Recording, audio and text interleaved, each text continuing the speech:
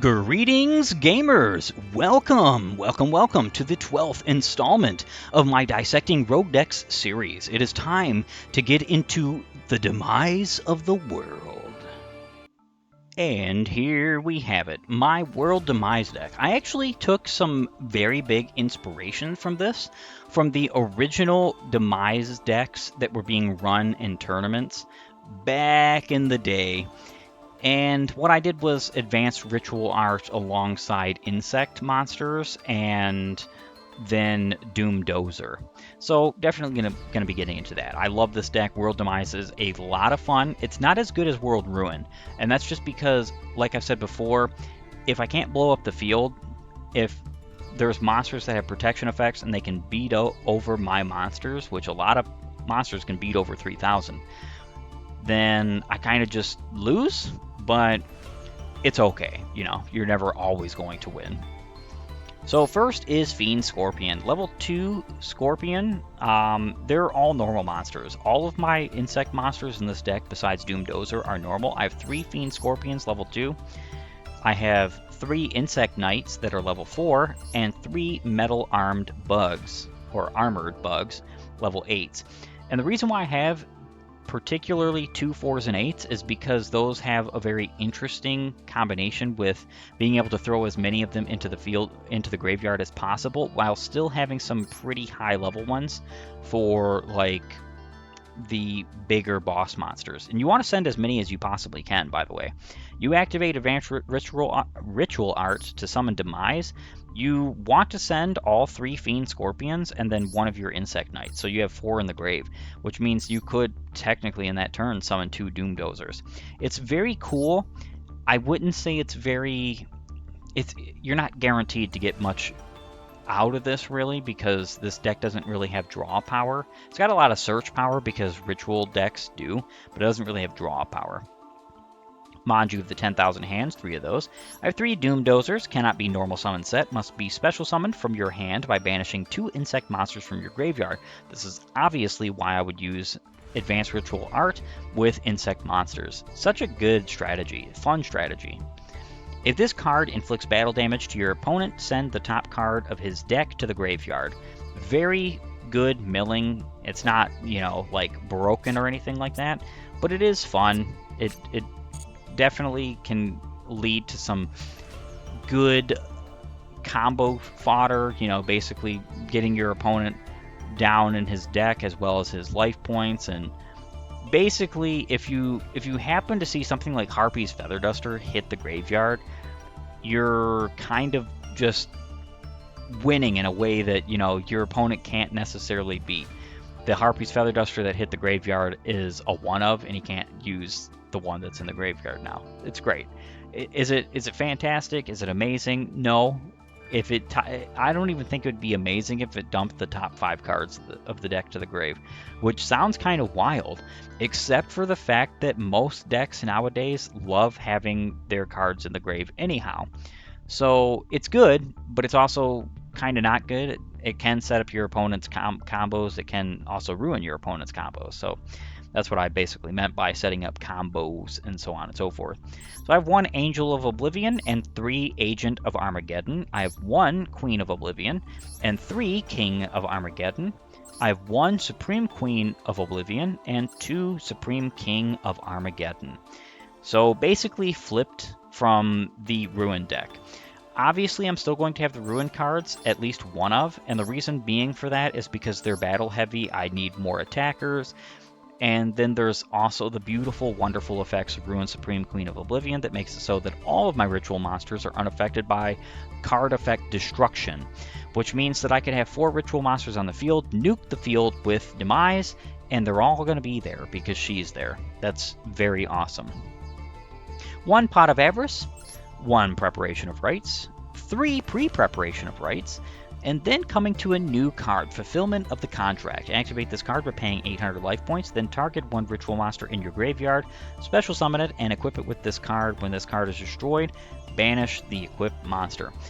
So I want to tell you right now, if this deck was even remotely considering the idea of a quote-unquote meta, I would not use this card. I would just use Monster Reborn or anything like Monster Reborn, and there's a lot of replacements. And the reason why is because realistically this card is only good if you've already nuked the field and you need to bring out like a ruin from your graveyard. Because if you bring out Demise with this card and then nuke the field, it destroys this card and then he goes to banishment. Or if you bring out a ruin with this card and then he nukes the field, even if that ruin happens to be the Supreme Queen, she's still going to be banished because this card will be destroyed.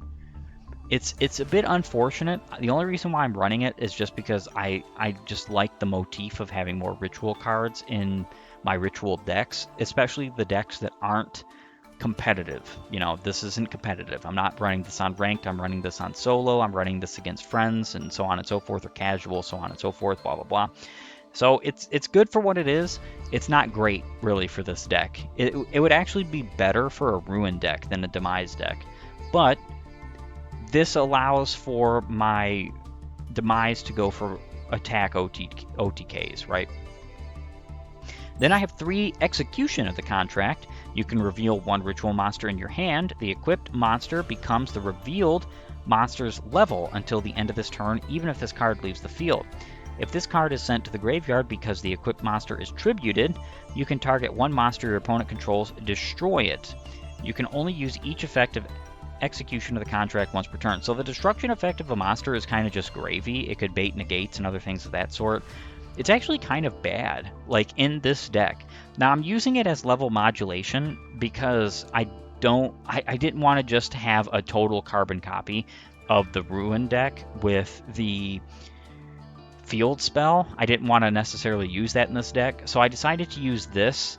It's bad though because it would be better for Ruin because Ruin doesn't really have any destruction effects at her disposal, whereas Demise is just going to nuke the field regardless. So, like I said, this could bait negates or anything of that sort, but you're not really worried about negates if you're playing casually or solo or anything of that sort. So, it's just a fun card. This is just a fun deck. I'm just going to throw it out there. This is just for fun. I have 2 End of the World. And then I have 3 Advanced Ritual Art. This card is used to ritual summon any 1 ritual monster. You must also send normal monsters from your deck to your graveyard whose total levels equal the level of that ritual monster. So it has to equal.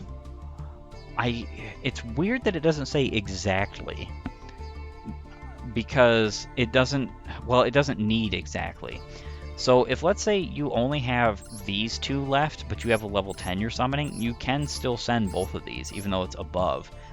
It doesn't say equal exactly, so it's very strange about that. I'm glad it doesn't, by the way, because then it would be super bad. This deck and archetype would just be waste. But I decided to go with the Advanced Ritual Art just to give some like distinction, be able to use Doom Dozer. I think Doom Dozer's fun, but I don't have any other way to use them in any other deck because I'm not going to use insects. I don't think insects are good in pretty much any way, shape, or form in anywhere in Yu-Gi-Oh! And of course, they are oftentimes rogue decks, and that's perfectly fine, but I just prefer what I prefer. So being able to use normal monsters in this way, as well as insects and Doom Dozer, is just a pretty cool combination. I really like it. It's something that's fun to me, so that's what I'm doing here. I have 1 Cycle of the World, 3 Turning of the World, 1 Jar of Avarice, and 3 Renewal of the World. And that's the showcase of my World Demise. A pretty quick showcase, but basically I've already told you about all of the major monsters, so there's nothing else to do but get into the demonstration. Going second yet again, because that's exactly what these decks do. Even the competitive version of Demise and Ruin has no chance going first, so going second is really what you want to do. Realistically, in a negate meta, you're kind of not doing well going second anyway, so there's that, but you know. Alright, so my opponent has a monster negate on the field, which is actually really super duper unfortunate because it means that Manju is probably getting negated here. I mean, realistically speaking, you wouldn't think that Manju would get negated because Manju is, you know, not that strong, but it's probably going to happen here. Yeah.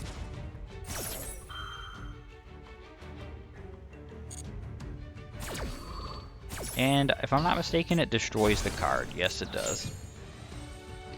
Alright, so the only thing I can do here is I could wait out a turn to see if I get another Manju or something of that sort, and then use Execution of the Contract to summon a monster, or I could just use this. I think I'm going to go ahead and use this for the time being, and summon from my deck over another Demise.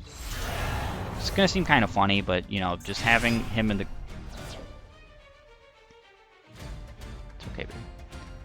Just having him in the graveyard is pretty good, and that's exactly what I'm trying to do here, is get that all set and done. Now, what I can do is I could summon over him with Demise Supreme King. I actually think I'm going to do that. There's no reason why not to. Especially because I won't have to waste any life points. So that's perfect. And you can sort of see why ritual monsters just don't really have good longevity or good use in modern Yu-Gi-Oh! I just spent my entire hand of 6 cards to get a single monster on the field. Now, I could have had more cards in my hand if the Manju wasn't negated, but there's just no way I could have stopped that. So now, my opponent takes 400 damage for the fun of it, and then I blew up the field for no cost. Might only be once per turn, unlike the original Demise, but it's no cost, and I am unaffected by battle destruction. Okay. And another 400 damage to you, my friend. Looks like this will be a short battle indeed. But this is basically all Demise wants to do. Now, it would be better if I had, again, used Advanced Ritual Art, had Doom Dozer, all this kind of stuff, so that I could have more opportunity to have more attack on the field. But sometimes you just cannot necessarily... You can't necessarily guarantee that you're going to have the attack you want on the field, or a bunch of monsters on the field. And regardless, you can't use Demise King of Armageddon's destruction effect if you have other monsters on the field that aren't protected from destruction, because then you're just going to lose those monsters anyway. It's not such a big deal if you don't mind that, but I do mind that. I do want my monsters to stay alive as much as possible. That is the entire demonstration, though. I want to thank you for joining me. If you like my content, please upvote and follow, or like and subscribe, leave a comment down below, and while you're at it, have a great and glorious day gaming.